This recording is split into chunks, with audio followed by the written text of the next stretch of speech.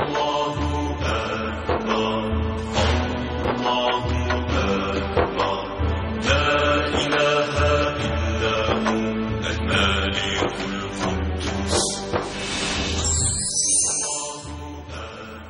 اللہ الرحمن الرحیم ان اللہ وملائکتہ یصلون علی النبی یا ایھا الذین آمنوا صلوا علیہ وسلموا تسلیما اللہم صل علی سیدنا ونبینا وشفیعنا ومولانا محمد وعلی آل محمد وبارک وسلم۔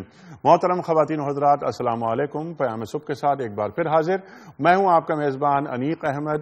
الحمدللہ ثم الحمدللہ روزانہ ہم سورہ بقرہ کی ایک آیت کو تسلسل کے ساتھ ایک ترتیب کے ساتھ لے کر آگے بڑھ رہے ہیں۔ کل ہم نے آیت نمبر 260 پر تفصیلی گفتگو کی۔ آج انشاءاللہ تعالی ہم آیت نمبر 261 اور 262 جن کے مضامین تقریباً یکساں ہیں ان پر گفتگو کریں گے اور سیکھیں گے اپنے عہد کے جید علماء سے۔ کل ہم بات کر رہے تھے کہ حضرت ابراہیم علیہ السلام نے سوال رکھا اللہ تعالیٰ کے سامنے کہ یہ اللہ تعالیٰ یہ بتا کہ تو مردوں کو زندہ کیسے کرتا ہے۔ اللہ تعالیٰ ارشاد فرماتا ہے کہ کیا ابراہیم تجھے ایمان نہیں ہے مجھے ایمان ہے، لیکن میں اطمینان قلب چاہتا ہوں۔ اطمینان قلب، اس پر تفصیلی بات ہوئی کہ اطمینان قلب کیا ہوتا ہے، علم کے درجات کیا کیا ہوتے ہیں، وہ ہمیں تعلیم کی ہے ہمارے علماء نے۔ پھر بات آگے بڑھی، بہت اہم نقطہ۔ اللہ تعالیٰ ارشاد فرما رہا کہ ابراہیم علیہ السلام سے کہ تم ایسا کرو کہ 4 پرندوں کو خود سے مانوس کرو، اور اس میں مور، مرغ، کبوتر اور کوا، یہ 4 پرندوں کا ذکر آیا جو مفسرین نے بیان فرمایا ہے، ہمارے علماء نے کل ہمیں تعلیم کیا۔ ان 4 پرندوں کو کاٹ کر مختلف پہاڑوں پہ رکھو، خود سے مانوس کرو، انہیں اس کے بعد ذبح کر دو، انہیں بلاؤ، وہ آ جائیں گے تمہارے پاس۔ خواتین حضرات، اس میں ایک بہت اہم نقطہ، لطیف نقطے کی طرف اشارہ فرمایا ہمارے علماء نے، اور وہ نقطہ یہ کہ ابراہیم علیہ السلام اپنی قوم میں، مردہ قوم میں روح پھونکنا چاہ رہے تھے، اس قوم کو زندہ دیکھنا چاہ رہے تھے۔ تو جو 4 صفات ہوتی ہیں ان 4 پرندوں میں، ان صفات کو، وہ جو مور کے تعلق سے تکبر آیا، کبوتر کے پاس کی وجہ سے عجلت پسندی آئی، مرغ کا حوالہ دیا، اس میں بھی ایک گھٹیا صفت، اس کا بھی ذکر ہوا، اور ہم بات کر رہے تھے مور، مرغ، کبوتر اور ایک کوے کے اندر ہرس، طمع۔ تو ان چیزوں کو رفع کرنے کے بعد ابراہیم علیہ السلام نے کیا کیا کہ قوم کو بلایا 4 سمتوں سے، لبیک اللہم لبیک، لبیک لا شریک لک لبیک، ان الحمد والنعمت لک والملک لا شریک لک۔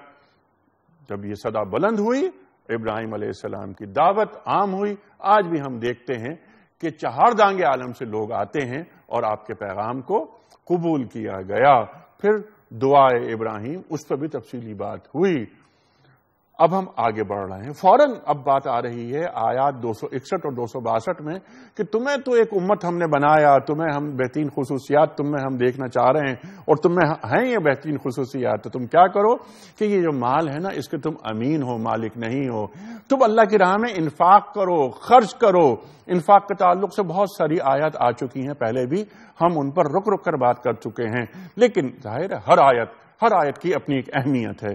اس آیت میں یعنی 261 میں اور 262 میں اللہ تعالی ہم سے کس طرح ہم کلام ہو رہا ہے، اور ہمیں جو بتا رہا ہے کہ تم جب 1 روپیہ خرچ کرتے ہو مثال کے طور پر، تو کس طرح اللہ تعالیٰ اس کو 70 اور 70 کو 700 میں کیسے تقسیم کرتا، کیسے بڑھاتا ہے۔ پھر ایک سوال ہم یہ بھی رکھیں گے کہ اگر ہم اسی تعداد، اسی معیار کے تحت چلیں گے تو کیا ہم اللہ تعالیٰ کی ذات کو محدود تو نہیں کر رہے کہ اللہ ہمیں 70 گنا یا 700 گنا دے رہا ہے؟ اللہ تعالیٰ تو غنی ہے، اللہ تعالیٰ کے کیا پابند ہے کہ ہمیں ایک حد تک دے؟ اللہ تعالیٰ ہمیں ترغیب دیتا ہے کہ اپنا مال جس کے تم امین ہو، مالک نہیں ہو، تمہیں خرچ کرنا ہے۔ کیا کیا مصارف ہوں گے یہ بھی ہمیں بتائیں گے ہمارے علماء۔ خواتین و حضرات، آداب کیا ہیں انفاق کرنے کے، صدقہ کرنے کے، خیرات کرنے کے؟ وہ آداب کہ جس کو ہم دیتے ہیں صدقہ، اس کی عزت نفس متاثر نہ ہو، یہ بھی ہمارا دین ہمیں تعلیم کر رہا ہے۔ بہت ساری باتیں ہوں گی، تشریف فرما ہے محترم مولانا شجاع الدین شیخ صاحب، ممتاز عالم دین ہیں، سب آپ سے واقف. ہم جب بھی تشریف لاتے ہیں ہم شیخ صاحب سے سیکھتے ہیں. اللہ سلامت رکھے شیخ صاحب کو اور ہمارے تمام علماء کو کہ جو علماء یہاں آتے ہیں اور ہماری علمی کمی کو دور کرتے ہیں. تشریف فرما ہے حافظ محمد سلفی صاحب. خواتین و حضرات، کون آپ سے واقف نہیں، ہمارے ملک کا بہت معروف، مقبول، محبوب اور ممتاز نام حافظ محمد سلفی صاحب. دونوں مہمانوں کو خوش آمدید کہتا ہوا میں سورہ بقرہ کی جو آیات ہیں 261 اور 262 انشاءاللہ تعالی اس کی تلاوت کروں گا. اور اب میں نے کل بھی یہ عرض کیا تھا کہ ہم اب سورہ بقرہ کے اختتامی مراحل کی طرف جا رہے ہیں. یہ 36واں رکوع شروع ہو رہا ہے اور 40 رکوع ہیں سورہ بقرہ میں.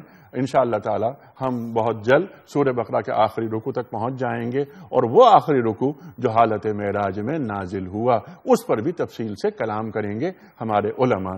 سورہ بقرہ آیات نمبر 261 اور 262. اعوذ باللہ من الشیطان الرجیم.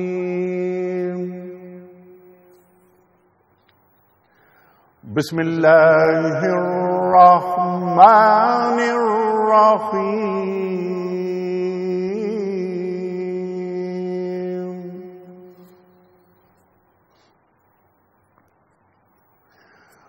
مثل الذين ينفقون أموالهم في سبيل الله كمثل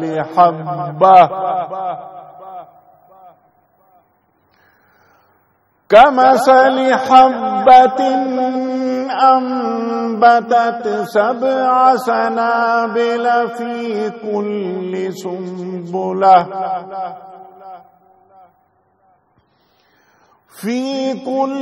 سنبلة 100 حبة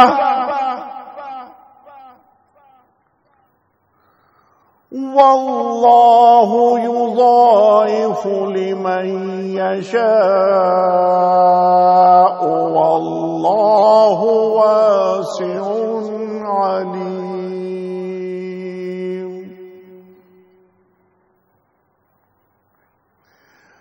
الذين ينفقون أموالهم في سبيل الله ثم لا يتبعون ما أنفقوا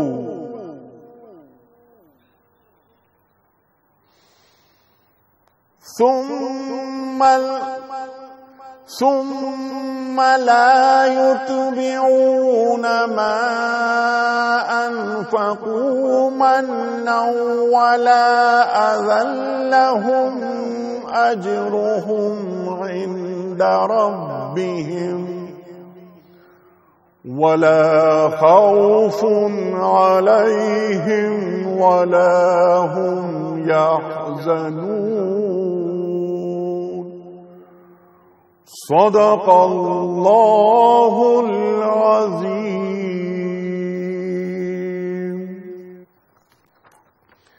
سورہ بقرہ آیات 261 اور 262 اللہ تعالی ارشاد فرما رہا ہے کہ جو لوگ اپنے مال اللہ کی راہ میں صرف کرتے ہیں ان کے خرچ کی مثال ایسی ہے جیسے ایک دانہ بویا جائے اور اس سے 7 بالیں نکلیں اور ہر بال میں 100 دانے ہوں.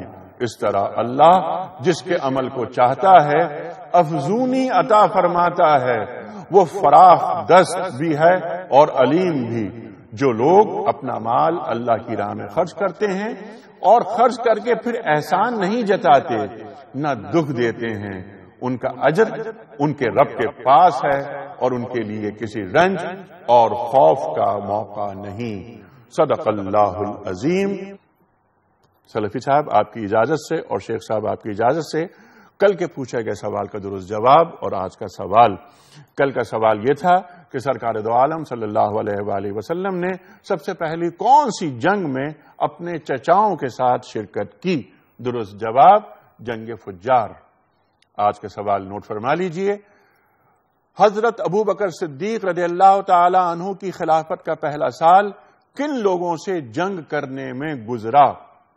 3 آپشنز: یہودیوں سے یا مرتدین سے یا مشرکین سے. درست آپشن روانہ فرمانے کے لیے ہمارے فون نمبر اسکرین پر موجود ہیں، نوٹ فرما لیجئے 009221343000980 اور 981.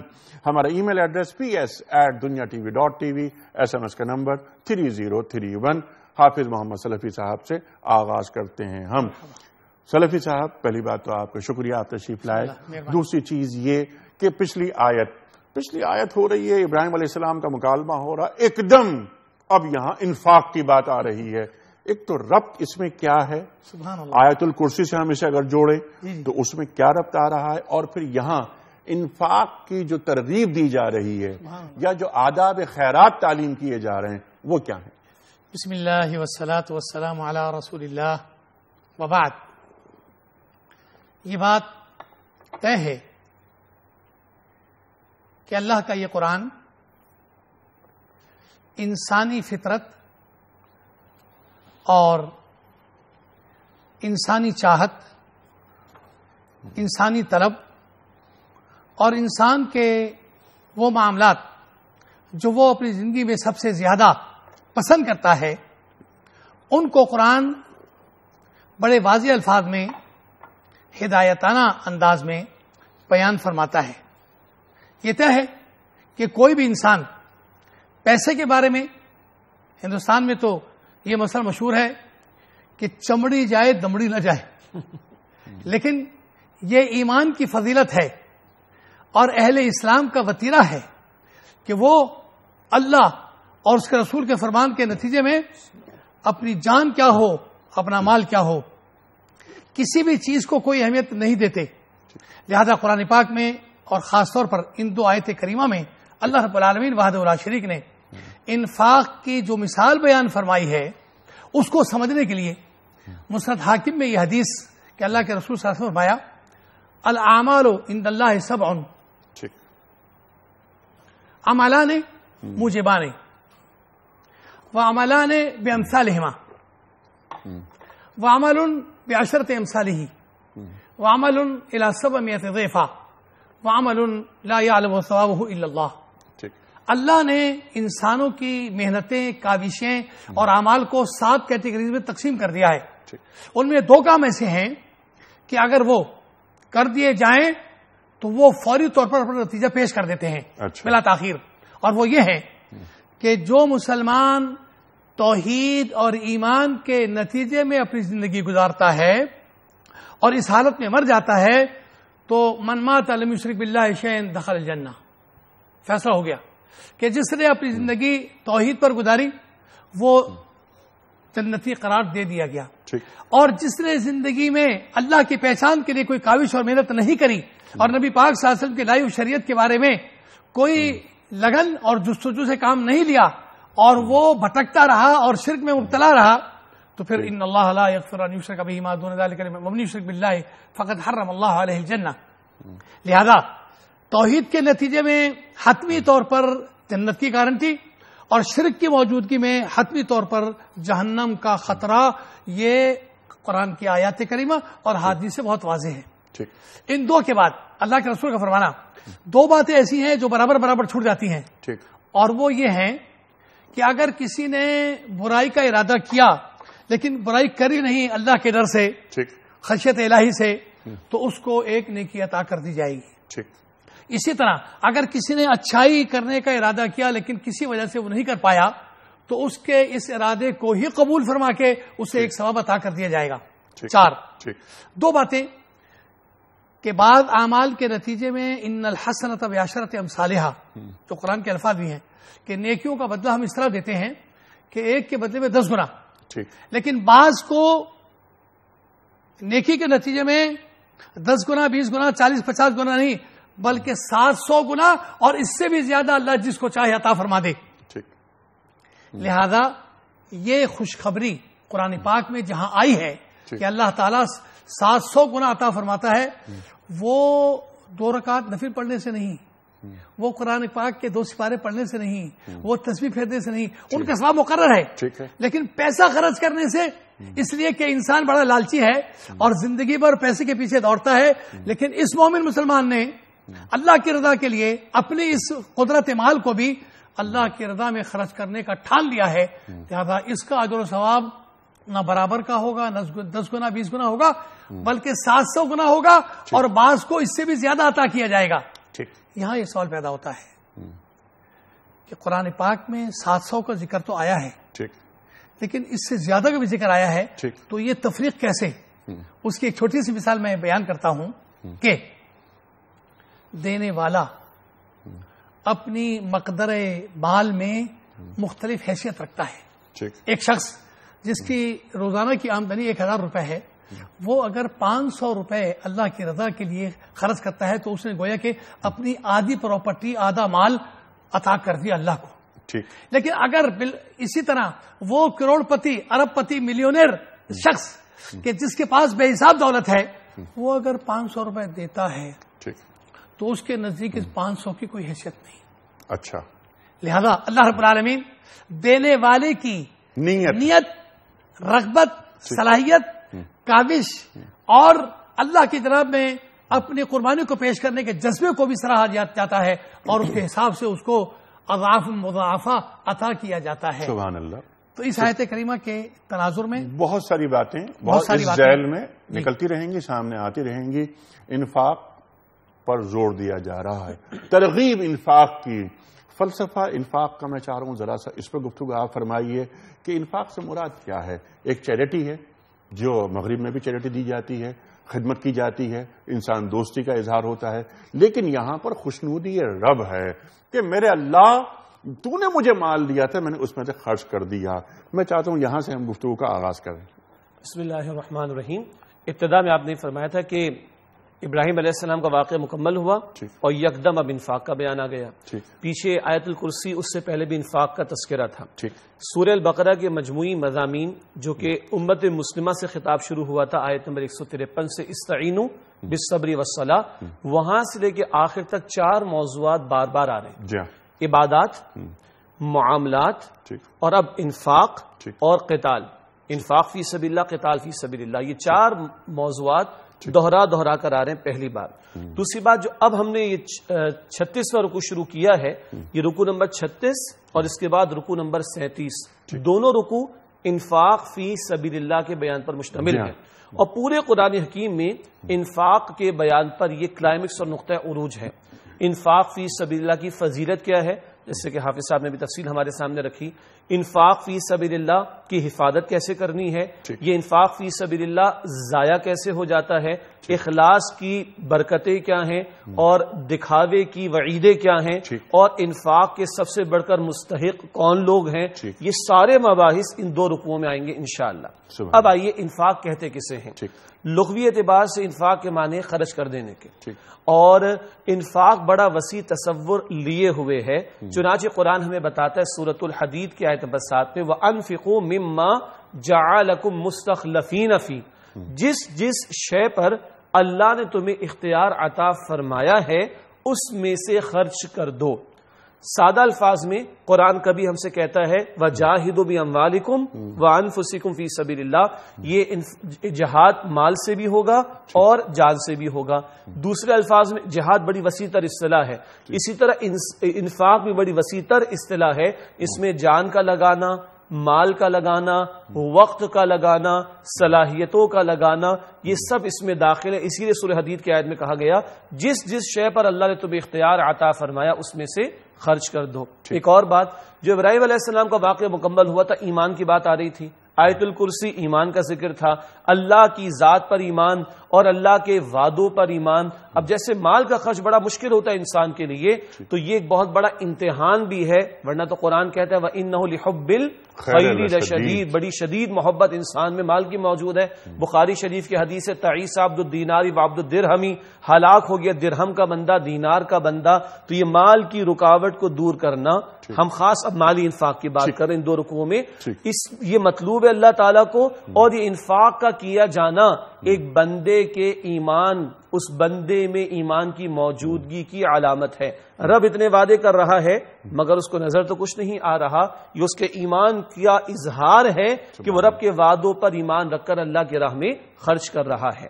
یہاں جو بات آئی ہے جو آیت نمبر 261 ابھی ہم نے شروع کی ہے کہ فی سبیل اللہ کی شرط یہاں پر اللہ نے لگائی. ٹھیک ہے. اچھا اس کو خاص اگر ہم کریں تو قتال فی سبیل اللہ تک معاملات جاتے ہیں, اور اگر ہم عام کریں تو وہ بات ہے جو آپ نے اشارہ کیا, اور فی سبیل اللہ کے الفاظ اگلی آیت میں بھی آئیں گے اور آگے بھی آئیں گے انشاءاللہ تعالی, کہ ایک چیریٹی کا تصور ہے مغرب میں اور ایک انفاق کا تصور ہے جو ہمارے دین کو مطلوب ہے. فرق کیا ہے؟ فرق یہ کہ اگر کبھی میری تصویریں نہیں کھینچیں گی, اخبار میں اگر میرا فوٹو نہیں آئے گا, اور میری چیریٹی کے نتیجے میں مجھے مارکیٹ میں یا معاشرے میں کوئی سے نہیں ملے گی, تو ہو سکتا ہے کہ میں یہ چیریٹی کرنا چھوڑ دوں. لیکن اگر میں مسلمان ہوں اور میرا میرے رب پر ایمان ہے اور اس کے وعدوں پر میرا یقین ہے, تو میرا مطمع نظر یہ ہوگا وہ مجھ سے راضی ہو جائے.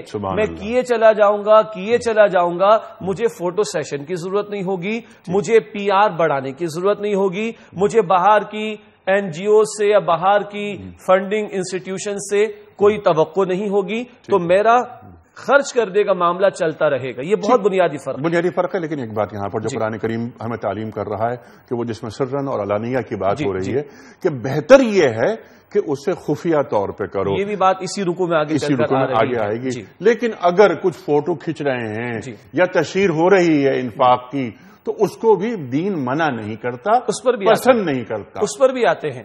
انما الاعمال بالنیات. ٹھیک ہے. پہلی بات جو آپ نے کہا اعلانیہ اور پوشیدہ طور پر, اس میں بھی علماء نے فرق کیا ہے.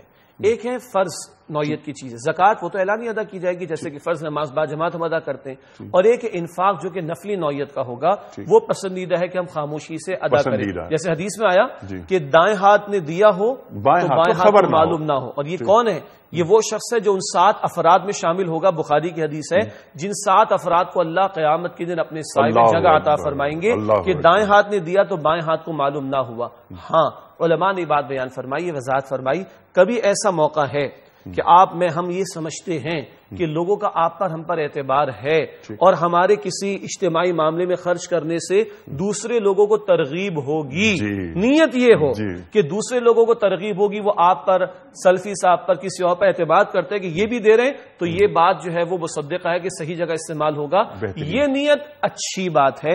ایسی کسی کیفیت میں اگر کسی نے اعلانیہ دے دی اس نیت کے ساتھ, تو کوئی حرج کی بات نہیں. کیوں؟ تاکہ دوسروں کو ترغیب ہو, اور جو کسی فرد یا اجتماعی ضرورت کا معاملہ پیش آیا اس کو پورا کیا جانا ممکن ہو جائے. سبحان اللہ, سبحان اللہ. فی سبیل اللہ پر زور دیا شیخ صاحب نے. 261 آیت میں فی سبیل اللہ کے یہ الفاظ رکھے گئے ہیں اللہ تعالیٰ کی طرف سے, اور 262 نمبر آیت میں بھی ہم اس سے بات کروائیں گے آپ سے. لیکن میں چاہ رہا ہوں کہ پہلے آپ یہ ہمیں تعلیم کر دیں سلفی صاحب کہ یہاں پر یہ کہ ایک بالی 7 دانہ پھر ہر میں 100, یعنی 700 گنا, تو یہ محاورتاً یہ 700 گنا ہے کہ یہ واقعتاً 700 گنا ہے. ہم کہتے ہیں نا کہ میں تم اس آدمی کو 1000 مرتبہ سمجھایا, لیکن یہ سمجھا نہیں, تو 1000 سے مراد 1000 نہیں ہوتا, ایک محاورہ ہوتا ہے. تو یہاں پر محاورہ رکھا جا رہا ہے یا 700 سے مراد 700 ہیں؟ ارشاد. دیکھیے قرآن پاک اپنے الفاظ میں, اپنے معنی میں اور اپنے مفہوم میں واضح ہے. اللہ پاک نے جن الفاظ کے ساتھ قرآن پاک میں انفاق کی رغبت دلاتے ہوئے ارشاد فرمایا ہے کہ پیسہ خرچ کرنے والے کو 700 یا اس سے بھی زیادہ عطا کیا جاتا ہے, تو بلا شبہ ہم ایمان لاتے ہیں کہ اللہ رب العالمین پیسہ خرچ کرنے والے کو ان تعداد کے مناسبت سے اس کو برکتیں عطا فرمائے گا. اور جس کو میں نے مثال دی تھی کہ چھوٹی سی اہلیت والے نے اگر کچھ خرچ کیا ہے اور ایک بے محابہ مال و دولت رکھنے والے نے اگر چھوٹی سی کوئی صدقہ خیرات کیا ہے تو اس کے نزدیک اس کی کوئی اہمیت نہیں. بالکل ٹھیک ہے. اللہ تعالیٰ صاحب آپ یہ فرمائیے, جو میں سوال آپ کی خدمت پہ رکھ رہا ہوں نا, کہ یہاں پر یہ بات جو اللہ تعالیٰ نے رکھی ہے 700 گنا, اگر میں 700 گنا کو 700 گنا مان لوں تو کیا میں اللہ تعالیٰ کی جو اس کے غنی ہونے کو, اس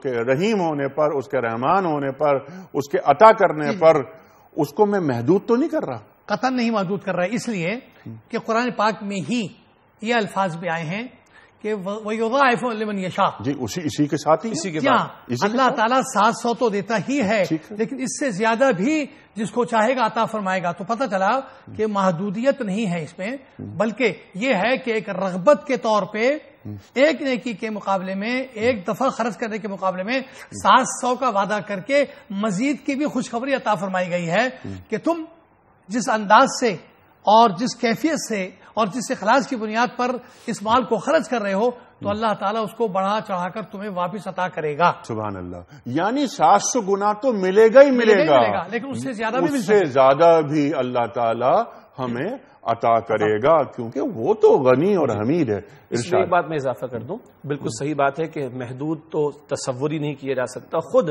قرآن کے الفاظ اپنی وضاحت کر رہے ہیں کہ واللہ یضاعف لمن یشاء، اللہ جس کو چاہے گا مزید عطا فرمائیں گے. ٹھیک ہے. ہوتا یہ ہے اور پھر فوراً واللہ واسع علیم، واسع علیم، تو وہاں پر وسعت رکھ دی گئی ہے. بالکل. اور علیم بھی ہے. جی اچھا، اس علیم میں کیا اشارہ ہے؟ جیسے کہ ابھی بات ہوئی کہ ہر شخص کی استعداد بھی ایک نہیں ہے، اور ہر شخص کی ایمانی کیفیت بھی ایک نہیں، اور ہر شخص کا وہ اللہ کی پکار پر لبیک کہنے کا معاملہ ایک جیسا نہیں.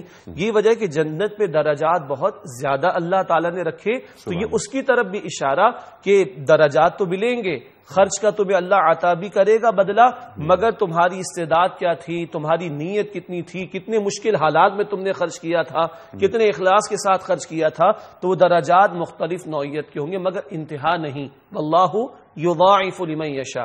حاصل کلام یہ ہے، اس میں ایک اور نقطہ سمجھنے کا، بہت پیارا واقعہ غزوہ تبوک کا. اللہ اکبر. عبد الرحمن بن عوف رضی اللہ تعالیٰ عنہ کا ڈھیروں مال رکھا ہے، وہ بھی مقبول ہے. عثمان غنی رضی اللہ تعالیٰ عنہ کا ڈھیروں مال رکھا ہے، وہ بھی مقبول ہے. اور اتنا مقبول ہے کہ اللہ کے رسول علیہ السلام فرماتے کہ آج کے بعد عثمان کچھ بھی کر لے سب معاف ہے. سبحان اللہ. ٹھیک ہے. زبان رسالت سے یہ یقین دہانی. انہی ڈھیروں مالوں کے موجود ہونے کے باوجود ہو کیا رہا ہے مشہور واقعہ ہے. جی. چند کھجورے لے کے صحابی حاضر ہوتے ہیں اور یہ ڈھیروں دیکھ کر پریشان ہوتے کہ یہ ڈھیر اور یہ چند کھجورے. اللہ کے نبی علیہ السلام بلاتے ہیں اور اپنے مبارک ہاتھوں سے کھجوروں کو لیتے ہیں اور کہتے ہیں اس ڈھیر کے ٹاپ پر رکھ دو. اور یہ کون ہے کہ جنہوں رات بھر کسی یہودی کے باغ میں مزدوری کی، گھر میں فاقے بھی تھے، کچھ گھر میں دیا تاکہ وہ بھوک جو ہے مٹانے کا معاملہ ہو، اور چند کھجورے اللہ کی راہ میں. اور اللہ کے نبی کس قدردانی فرما رہے کہ اس کو لے کر پورے ڈھیر کے اوپر رکھ دیتے ہیں. عبد الرحمن بن عوف کا مقبول ہے، عثمان غنی کا بھی مقبول ہے رضی اللہ تعالی عنہما. بتایا یہ جا رہا ہے اتنے مشکل حالات میں اگر اتنا بھی کوئی لے کر آیا تو اللہ کے نبی اس ڈھیر کے ٹاپ پر اس کو رکھ رہے ہیں. یہ ہے وہ کہ بڑھایا جانا، اس کی کوئی انتہا نہیں ہے. اور اسی موقع پر حضرت ابوبکر صدیق رضی اللہ عنہ پورا مال لے کر آ جاتے ہیں. اور اس سے پہلے دوڑ کیا لگی ہوئی ہے، چلیے وہ واقعہ بھی لے لیتے ہیں. صحابہ میں بھی دوڑ لگی ہوئی، دوڑ ہمارے بھی لگی ہوئی ہے، مگر ہماری دوڑ کا رخ کہاں ہے؟ وہ چمڑی جائے دمڑی نہ جائے، حافظ صاحب نے فرمایا تھا. اور ان کی دوڑ کا رخ کدھر ہے؟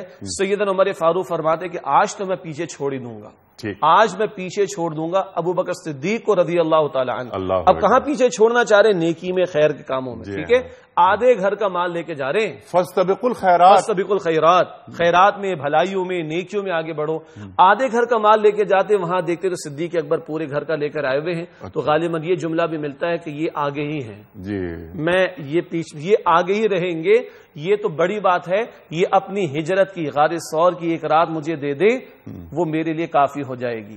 مگر دوڑ لگی ہوئی ہے. اور صدیق اکبر سے پوچھا جاتا ہے کہ گھر پہ کیا چھوڑ کر آئے ہو؟ تو اللہ اور اللہ کے رسول کافی ہے گھر والوں کے لیے. اللہ پر اعتماد اور اللہ پر توکل اور نبی علیہ السلام کی اتباع، یہ میرے گھر والوں کے لیے کافی. سبحان اللہ، سبحان اللہ. اقبال کیا فرما رہے ہیں؟ اور دل پر ہاتھ رکھ کے یہ شعر پڑھنا پڑتا ہے. یعنی دل باہر نہ نکل جائے کہ پروانے کو چراغ ہے، بلبل کو پھول بس، صدیق کے لیے ہے خدا کا رسول بس. اللہ علیہ وسلم. اللہ اکبر، اللہ اکبر، اللہ اکبر. بعض ایسے لمحے ہوتے ہیں کہ اس میں یعنی کیفیت تبدیل ہو جاتی ہے، انسان قابو نہیں رکھ پا سکتا. اللہ اکبر. اچھا، یہ تو بات آپ نے پھر واللہ واسع علیم کی بات بھی ہو گئی. اللہ تعالیٰ فراخ دست ہے، وسعت رکھتا ہے اور علیم بھی ہے. وہ جانتا ہے کہ کس کی کیا نیت ہے. انما الاعمال بالنیات، جیسا کہ آپ دونوں حضرات نے فرمایا. اور کس کے کیا حالات ہیں اور کس کے کیا حالات ہیں، مشکلات میں سے خرچ. پھر یہ کہ اگلی آیت میں فوراً بتایا جا رہا ہے. ایک تو فی سبیل اللہ کی بات ہو رہی ہے کہ یہ کہ ينفقون اموالهم فی سبیل اللہ، اس کے بعد ثم لا یتبعون، یہاں پر بات ہو رہی ہے. یعنی احسان نہیں جتاتے وہ کسی پر انفاق کر کے، کسی کی مدد کر کے. ترتیب کیا ہوتی ہے انفاق کی وہ بھی ہم جانیں گے، آداب کیا ہوتے ہیں انفاق کے، خیرات کے، وہ بھی ہم آپ سے جانیں گے. لیکن کچھ سوالات ہیں، میں چاہتا ہوں وہ سوالات لے لوں، آپ کی خدمت میں پیش کرتے ہیں۔ جناب سوال دکھائیے۔ السلام علیکم انیق صاحب، میرا آپ سے سوال یہ ہے کہ کیا اللہ کی راہ میں صرف مال خرچ کر کے ثواب مل جاتا ہے یا ہم اللہ کی راہ میں توانائیاں بھی لگا سکتے ہیں؟ کیا اچھا سوال ہے اس بچی کا سلفی صاحب، کہ صرف ہم مال ہی دیں یا ہم انفاق کی کئی شکلیں ہیں، ہم اپنی توانائیاں دین کے لیے، اسلام کے لیے اور مسلمانوں کی فلاح و بہبود کے لیے لگا دیں، اشاعت دین کے لیے کام کریں۔ اللہ اکبر۔ ارشاد جان دی یہ دیکھیے مسلمان بچی، اس مسلمان بچی نے کیا اچھا سوال کیا، مجھے خوشی اس بات کی، بہت اچھا۔ جان دی ہوئی اسی کی ہے، حق تو یہ ہے کہ حق ادا نہ ہوا۔ بات یہ ہے کہ مومن مسلمان اپنی زندگی، اپنی صلاحیت، اپنا وقت، اپنا پیسہ، اپنی اولاد، ہر وہ چیز جو اس کے نزدیک ویلیویبل ہے اسے اللہ کی جناب میں پیش کرتے ہوئے ویلیو نہیں دیتا، بلکہ وہ یہ سمجھتا ہے کہ اللہ نے مجھے یہ صلاحیت دی، اللہ نے مجھے یہ پیسہ عطا فرمایا، اللہ نے مجھے یہ اولاد مرحمت فرمائی، اللہ نے مجھے یہ قوت عطا فرمائی، مجھ پر واجب ہے کہ میں اپنے رب کو راضی کرنے کے لیے ان ساری چیزوں کو اللہ کے راستے میں خرچ کر دوں۔ لہذا مومن مسلمان جب اس نظریے سے اللہ کی جناب میں اپنے پیسے کو خرچ کرے گا تو وہ کبھی بھی کسی حیثیت میں بھی احسان جتانے والا نہیں ہوگا۔ اور یہ حدیث کے الفاظ ہیں کہ اللہ کے رسول صلی اللہ علیہ وسلم نے فرمایا لا يدخل الجنت منان، احسان جتانے والا جنت میں نہیں جائے گا۔ آپ نے مسجد بنوائی ہے، آپ نے مدرسہ بنوایا ہے، آپ نے کنواں کھدوایا ہے، آپ نے سرائے بنوائی ہے، آپ نے بہت نیک کام کیے ہیں، لیکن اگر آپ نے اس کو احسان جتانے کے لیے استعمال کیا ہے تو یہ انفاق بھی بیکار، اور نبی کے یہ فرمان کہ لا يدخل الجنت منان، احسان جتانے والا کبھی جنت میں نہیں جائے گا۔ حالانکہ آپ نے بڑے نیک کام کیے لیکن اس احسان جتانے سے آپ نے اس کو برباد کر دیا۔ لہذا پتہ یہ چلا کہ جتنی حیثیت اور جتنی ضرورت اور جتنی تاکید انفاق فی سبیل اللہ کے لیے آئی ہے، اسی طرح اگلی آیت میں اس انفاق کو نہ جتانے بلکہ اللہ کی رضا کے لیے مخصوص کرنے اور اپنی ذات کو پیچھے رکھنے کہ نہیں، میں نے اگر کچھ کیا ہے تو اللہ کی توفیق سے کیا ہے، اللہ کی مہربانی سے کیا ہے، اور اس کی خوشنودی مجھے چاہیے، اور اس نے دیا ہے تو میں نے دیا ہے، میری اس قربانی کو قبول کر لے اپنی بارگاہ میں، میری کوئی حیثیت نہیں۔ لہذا کسی بھی صورت میں اہل ایمان اپنے اس خرچ شدہ مال کو کبھی بھی احسان جتانے کا رویہ اپنانے کی کوشش نہیں کرتے۔ ٹھیک ہے، سبحان اللہ۔ اسی بات کو ہم یہ من و اعضاء پہ بھی بات کروائیں گے آپ سے، لیکن پہلے اس بچی کا یہ کہ کیا ہمیں صرف مال ہی خرچ کرنا چاہیے یا ہماری جو توانائیاں ہیں وہ بھی ہم دین کی اشاعت میں، دین کے فروغ میں لگائیں؟ دیکھیے ابتدا میں نے ذکر کیا تھا کہ انفاق ہر شے میں مطلوب ہے، جان، مال، وقت، صلاحیت، حتیٰ کہ میں اس کروں تعلقات، آج کل بڑی شے ہے، اور جو بگ شارٹس ہوتے ہیں ان کے تعلقات بہت ہوا کرتے ہیں۔ اور یاد رکھیے کہ اللہ کے نبی علیہ الصلوۃ والسلام نے سرداروں کے پاس جا کر دین کی دعوت پیش کی ہے۔ اولن اللہ تو موسیٰ علیہ السلام کو ڈائریکٹلی بھیجتے ہیں فرعون کے پاس۔ اگر اس طبقے سے ایک دو افراد بھی بدلتے ہیں تو اس وقت قبیلے بدلتے تھے، آج میں کہوں پوری قوم بدل سکتی ہے۔ اس کو میں نے PR کہا ہے۔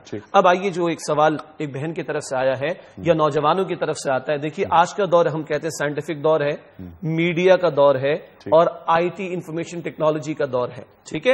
اللہ نے یہ صلاحیت ہماری اس قوم کے نوجوانوں کو دی ہے، وہ برین ڈرین تو ہو رہا ہے کہ باہر جا کر استعمال ہو رہا ہے، ایون ناسا میں ہمارے ہاں کے پڑھے ہوئے لوگ جا کر جب اپنی سروسز پرووائڈ کر رہے ہیں، تو مسلمان جہاں کہیں بھی ہے اگر اللہ نے اس کو سوچنے کی صلاحیت دی تو وہ اس امت کے مسائل پر سوچے اور حل تلاش کرے۔ اللہ نے اسے بولنے کی صلاحیت دی تو اس امت کا مقدمہ لڑے اور اس امت میں حق کو پرچار کرنے کی کوشش کرے۔ اگر اللہ نے مجھے انفارمیشن ٹیکنالوجی کی صلاحیت دی، مجھے سوشل میڈیا کو رن کرنے کی صلاحیت دی، تو اگر ایک سوشل میڈیا گندگی کی دعوت دیتا ہے تو مجھے اللہ توفیق دے تو میں حق کی دعوت پیش کروں۔ اگر آج اسی سوشل میڈیا کو استعمال کر کے اسلام اور اسلامی تعلیمات پر معاذ اللہ رقیق حملے کیے جاتے ہیں تو اللہ مجھے اور ہمارے نوجوانوں کو توفیق دے ہم اسی صلاحیت کو استعمال کریں اس کا جواب دینے کے لیے. کبھی حسان بن ثابت نے رضی اللہ تعالی عنہ اشعار پیش کیے کفار کے حملوں کا جواب دینے کے لیے. تو آج اللہ ہمارے نوجوانوں کو توفیق دے کہ وہ اپنے علم کو اور اس وقت کی ٹیکنالوجی کو اس حملوں کا جواب دینے کے لیے استعمال کریں. ٹھیک ہے, اور اپنی عقل کو, اپنی صلاحیت کو اس میں سے بھی انفاق کریں, دین کو سیکھیں. اور یہ دین کا سیکھنا ہر ایک کے لیے ضروری ہے. ہمارے وہ بچے اور بچیاں, خاص طور پہ وہ بچے اور بچیاں جو اعلیٰ تعلیم یافتہ ہیں, جو یہاں او لیولز اے لیولز کرتے ہیں, اس کے بعد وہ مارکیٹنگ اور فائنانس, ہیومن ریسورسز وہاں جاتے ہیں, آئی ٹی ایکسپرٹ بنتے ہیں, مختلف بینکس جا رہے ہیں. وہ دین کو سیکھیں, قریب آئیں, قرآن کریم کو پڑھیں, علماء کی صحبت میں بیٹھیں. اور اللہ کے رسول فرما رہے ہیں صلی اللہ علیہ وآلہ وسلم, اگر میری ایک آیت کو بھیج سکتے ہو, آگے پہنچا سکتے ہو ایک آیت کو, تو میری ایک آیت پہنچا دیں. آپ نے کہا نا اعلیٰ تعلیم, ہمارے استاد ڈاکٹر اسرار احمد صاحب رحمۃ اللہ علیہ فرماتے تھے اعلیٰ تعلیم تم نے لے لی, اب اعلیٰ ترین تعلیم لے لو. بالکل ٹھیک ہے, اعلیٰ ترین تعلیم. اور اللہ کے نبی فرما رہے علیہ السلام, خیرکم من تعلم القرآن وعلمہ, تم میں سے بہترین وہ جو قرآن سیکھیں اور قرآن دوسروں کو سکھائیں. سبحان اللہ, سبحان اللہ. ڈاکٹر صاحب تو بہت بڑے آدمی رحمۃ اللہ علیہ, اللہ ان کی قبر مبارک کو نور سے بھرے. سرکار والا, میں تو یعنی ان کی جوتیوں کی خاک, میں یہ عرض کرتا ہوں کہ ضرور حاصل کریں یہ دنیاوی تعلیم, لیکن دینی مقاصد کو حاصل کرنے کے لیے. آئی ٹی ایکسپرٹ میں بنوں, میں بہترین فائنینس کا آدمی بنوں, میں ایرو ٹیکنالوجی ایئر اسپیس میں جاؤں میں, لیکن توحید کو شامل کیے بغیر نہیں, اور ان علوم کو حاصل کر کے دین کو مضبوط کروں. دین کو راضی ہو جائے گا. جی اللہ راضی ہو جائے گا. جی اللہ راضی ہو جائے گا. صلاحیت کو خرچ کرنا اس نقطۂ نگاہ سے کہ میرا رب مجھ سے راضی ہو جائے, تو اللہ اس کے لیے راستے کھول دیتا ہے. سبحان اللہ, سبحان اللہ. کچھ سوالات مزید ہیں, میں چاہتا ہوں وہ بھی آپ رکھوں آپ کی خدمت میں. اگلا سوال دکھائیے گا. السلام علیکم انیک انکل, میرا آپ سے یہ سوال ہے, دیکھا جاتا ہے کہ لوگ صدقات و خیرات صرف رمضان کے مہینے میں ادا کرتے ہیں, کیا ہمیں سارا سال صدقات و خیرات ادا نہیں کرنی چاہیے؟ یہ ایک اچھا سوال ہے اس بچے کا کہ یہ صدقات خیرات وغیرہ ہم نے رمضان سے نا اسے منسوخ کر رکھا ہے. ارشاد سلفی صاحب. اصل صدقہ, اصل خیرات وہ ہے جو انتہائی ضرورت کے وقت خرچ کی جائے. ٹھیک. ہم نے رمضان کو اس کام کے لیے مخصوص کر لیا ہے کہ بس رمضان میں افطاریاں کرا دی, رمضان میں غریبوں کو راشن تقسیم کر دیا, رمضان میں صدقہ خیرات کر دی, رمضان زکات دے دی, اس کے بعد سارا سال ہم سکون آنکھیں بند کر کے ٹھیک اور ضرورت مندوں کی ضرورتوں سے کنارہ کش ہو کر بیٹھ جاتے ہیں.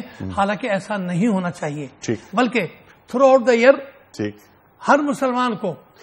دیکھیے اللہ کے رسول صاحب کی خدمت میں ایک صحابی آتا ہے, کہا یا رسول اللہ میرے پاس ایک دینار ہے, کہا انفق علی نفسک, تیرے پاس کچھ پیسے ہیں تو اپنی حالت کو بہتر کر, کھا پہن, یہ تیرا حق ہے.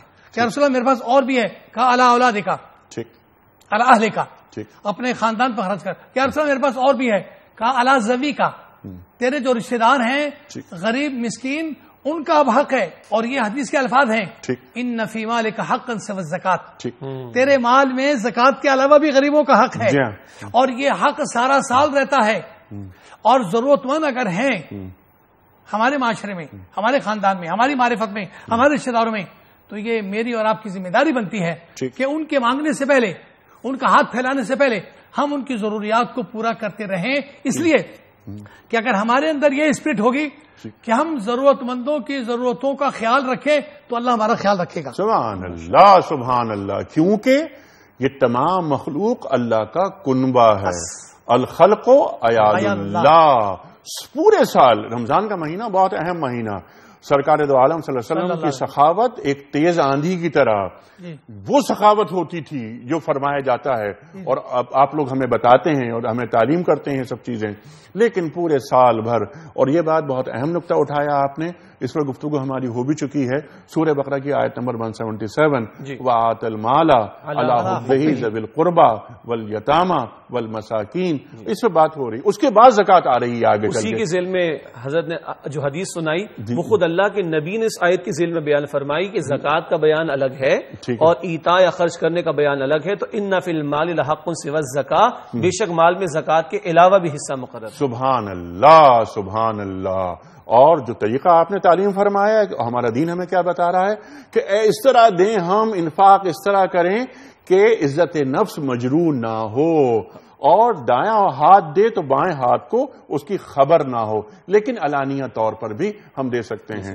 الذین ينفقون فی السراء والضراء والکاظمین الغیظ والعافین عن الناس واللہ یحب المحسنین، یہ قرآن کریم ارشاد فرما رہا ہے کہ وہ لوگ ہیں کہ جو کھلے عام بھی خرچ کرتے ہیں، چھپا کے بھی خرچ کرتے ہیں، لوگوں کے قصور معاف کر دیتے ہیں، غصے کو پی جاتے ہیں۔ اللہ اکبر، کیا کیا تعلیمات ہمیں ہمارا دین دے رہا ہے۔ اچھا، یہاں بھی اب جو بات ہو رہی ہے کہ ثم لا یتبعون ما انفقوا منا ولا اذى، یہ کیا بات ہے یہاں؟ دیکھیے، جیسے ابتدا میں نے عرض کیا تھا کہ یہاں اللہ رب العالمین نے انفاق سے متعلقہ اکثر پہلوؤں کو ان دو رکوع میں بیان فرما دیا۔ اب بتایا جا رہا ہے کہ تمہارا انفاق ضائع کیسے ہو جائے گا۔ نمبر ایک، احسان جتا کر ضائع ہو جائے گا۔ نمبر دو، دوسرے کو ایذا یا تکلیف پہنچا کر ضائع ہو جائے گا۔ دیکھیے، قرآن کی ایک اور آیت بڑا پیارا ہمیں اصول دیتی ہے، سورہ بنی اسرائیل کی آیت نمبر 26 میں فرمایا کہ وَآتِ ذَا الْقُرْبَى حَقَّهُ، رشتہ دار کو اس کا حق ادا کرو۔ سبحان اللہ۔ میرے پاس اگر میری ضرورت سے زیادہ ہے، میری تو ضرورت اللہ نے پوری کر دی، اب یہ میرے پاس امتحان کے طور پر ہے، اخلاقی طور پر یہ میرا امتحان اور میرا فرض ہے کہ میں مستحق تک خود پہنچانے کی کوشش کروں۔ جو ترتیب بیان ہوئی، اپنی ذات، اپنے زیر کفالت لوگ پہلے، اور وہ جو آیت البر کا آپ نے حوالہ دیا البقرہ 177، وہاں بھی رشتہ دار پہلے، بقیہ بعد میں آتے ہیں۔ تو میں اپنے رشتہ دار یا جو بھی ضرورت مند ہے اس کا حق سمجھ کر اور اپنا فرض سمجھ کر ادا کروں۔ تو میں کمال تھوڑی کر رہا ہوں، مجھے میرے رب نے دیا، عطا اس کی ہے، میری حاجت پوری ہو گئی، اس کا وعدہ پورا ہو گیا، مجھے زیادہ دے رکھا ہے تو وہ تو اس کا ہے، اور میرا فرض اور اگلے کا حق کہ میں ادا کرتا ہوں کہ نہیں۔ یہی وجہ ہے کہ ہمارے اسلاف اور اللہ کے نیک بندے وہ جب کسی کی مدد کرتے تو اس کا شکریہ ادا کرتے ہیں۔ عجیب بات ہے، اللہ اکبر، شکریہ تمہارا کہ بھائی تم موجود ہو اور قبول کر رہے ہو، ورنہ یہ 700 گنا اور اس سے زائد ہم حاصل کیسے کرتے اور اپنا فرض کیسے ادا کرتے۔ دین تو اس نہج پر ہماری تربیت کرتا ہے، مگر دین یہ بھی بتا رہے خطرہ ہے، مال کے خرچ کرنے میں یہ مسائل آتے ہیں۔ تو نمبر ایک، احسان جتا کر ضائع نہ کرو۔ نمبر دو، تکلیف پہنچا کر ضائع نہ کرو۔ حدیث میں آتا ہے یہ احسان جتانا کیا ہے، مسلم شریف کی روایت، کہ کتے نے قے کر دی ہو، الٹی کر دی ہو، اور وہ اس کو چاٹنا شروع کر دے۔ جتنا یہ کراہیت والا ہے، گندا ہے، برا ہے، دے کر احسان جتانا یہ بھی اتنا ہی گندا، اتنا ہی کراہیت والا، اتنا ہی برا ہے۔ اور تکلیف کیا ہے؟ نمبر ایک، کوئی سوال کرنے کو آیا اور جھڑکنا شروع کر دیں، وَأَمَّا السَّائِلَ فَلَا تَنْهَرْ، اجازت نہیں، میرا دل مطمئن نہیں، میرے حالات اجازت نہیں دیتے، تو قرآن کہتا ہے کہ خوبصورت جملہ کہہ دینا، لیکن اس کو ٹونٹ کرنا، اس پر لان تان کرنا، اس پر کوئی سخت الفاظ یا کامنٹس پاس کرنا، اس کی گنجائش نہیں۔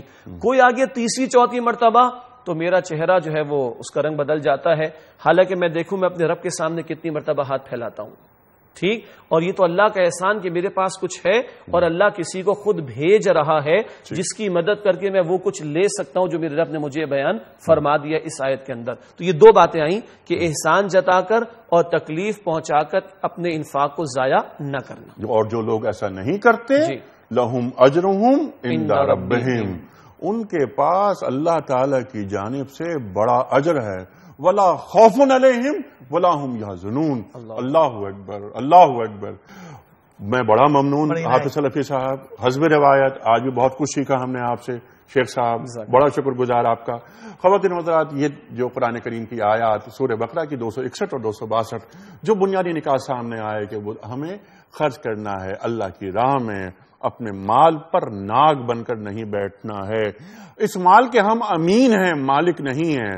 اور شیخ صاحب نے کتنی اہم بات فرمائی کہ ہمارے بزرگوں کا وتیرہ کیا ہوتا تھا کہ ہم احسان مند ہوتے تھے اس کے کہ جس کی خدمت میں ہم مال پیش کرتے تھے، کہ تم نے ہمارے مال کو قبول کیا، اور اوپر والا ہاتھ ہمیشہ اچھا ہوتا ہے، ہمیشہ افضل ہوتا ہے۔ ہمیں ادا کرنا چاہیے خدا کا شکر کہ ہمارا ہاتھ اوپر والا ہاتھ ہے۔ خواتین و حضرات، اور یہ کہ ولا خوف علیہم ولا هم یحزنون، نہ خوف ہے نہ حزن ہے. ہم جو اللہ کی راہ میں مال دیتے ہیں وہ مالی طور پر انفاق ہو یا توانائیاں ہم لگا رہے ہیں، صلاحیتیں لگا رہے ہیں، ہم مقصد صرف ہمارا ایک یہ ہے کہ ہماری یہ عبادتیں جو ٹوٹی پھوٹی عبادتیں ہیں، اے اللہ تو اپنی بارگاہ میں قبول فرما لے، بس ہم یہ چاہتے ہیں، ورنہ ہمارا کیا دعویٰ. خواتین و حضرات، کل سوال یہ رکھا تھا ہم نے آپ کی خدمت میں کہ سرکار دو عالم صلی اللہ علیہ وآلہ وسلم نے سب سے پہلی کون سی جنگ میں اپنے چچاؤں کے ساتھ شرکت کی؟ درست جواب جنگ فجار. خواتین و حضرات، بہت سارے درست جوابات آئے تھے ہمارے پاس، اور میں یہ چاہتا ہوں کہ محترم شجاع الدین شیخ صاحب اعلان فرمائیں ان صاحب یا صاحبہ کا جن کی خدمت میں ہم پیش کر رہے ہیں کتابوں کا تحفہ. لیکن پرچی نکالیں گے محترم حافظ محمد سلفی صاحب. بہت مہربانی. حافظ صاحب آپ نے ایک پرچی نکال دی اور یہ میں نے پرچی پیش کر دی شیخ صاحب کے سامنے. نہیں، معاف کیجئے کہ میں دائیں ہاتھ سے پیش کرنا چاہ رہا ہوں، تو یہ دائیں ہاتھ بڑی نائب جناب والا. جی شاہزیب ہے فیصل آباد سے. شاہزیب صاحب فیصل آباد سے آپ کی خدمت میں دنیا ٹی وی کی جانب سے کوئز کا صحیح جواب بتانے کے صلے میں دینی کتب پر مشتمل تحفہ پیش کیا جا رہا ہے. آپ قبول فرمائیے. آج کا سوال میں پیش کر رہا ہوں محترم ناظرین آپ کی خدمت میں کہ خلیفہ اول حضرت ابو بکر صدیق رضی اللہ تعالی عنہ کی خلافت کا پہلا سال کن لوگوں سے جنگ کرنے میں گزرا؟ 3 آپشنز، یہودیوں سے، مرتدین سے یا مشرکین سے. کن سے جنگ کرنے میں آپ کا پہلا سال گزرا؟ درست جواب روانہ فرمانے کے لیے ہمارے فون نمبر نوٹ فرما لیجئے 0092213400980 اور 981. ہمارا ای میل ایڈریس ps@dunyatv.tv. ہمارا SMS کا نمبر 3031. اور پروگرام کا اختتام ہوتا ہے روزانہ آج کی بات پر، اور آج کی بات حکمت کی بات وہ قول ہوتا ہے صاحب نہج البلاغہ امیر المومنین حضرت علی مرتضیٰ کا قول. آپ فرماتے ہیں کہ بدترین ہے وہ شخص جو شریروں کی طرفداری کرے اور گناہوں میں ان کا حامی اور مددگار ہو. بدترین ہے وہ شخص جو شریروں کی طرفداری کرے اور گناہوں میں ان کا حامی اور مددگار ہو. انیق احمد کو کل تک کے لیے اجازت. خدا حافظ.